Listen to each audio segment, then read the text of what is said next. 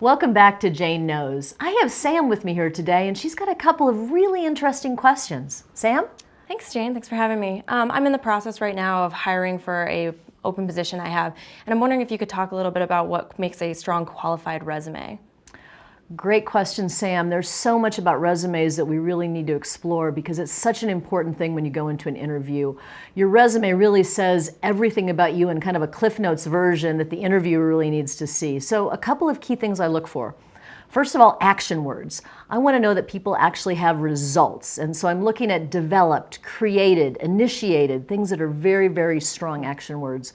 The other thing is I look for prioritization. I want to make sure when I'm looking at a resume that someone has prioritized for me what the big ideas are so I don't have to ferret through the resume to come up with what their accomplishments are. And not all accomplishments are created equal. So making sure you have the biggest one first.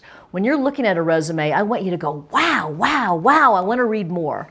And the third thing, and I think this is really applicable for your job in social media, is how has the person quantified the actions that they have on there? Do they have real metrics for what they've done so that you can really sort of frame in your mind how successful this person has been?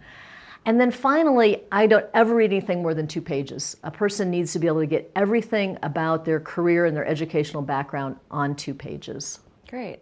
So that highlights a lot of the do's on a resume. What would you say don't put on a resume? What I wouldn't put on a resume are a lot of personal information. I have a couple dogs and a couple of horses. You don't really need to know that in my resume. You don't need to know what my personal interests are on my resume. The resume should be very fact-based with your educational background and your work experience because that's what you're really getting at. When you interview me, though, then you can really explore more about who the person is, but it doesn't need to be on the resume. So I would stay away from personal information on a resume. Great. So for more questions and answers on resumes, please go to janeknows.com.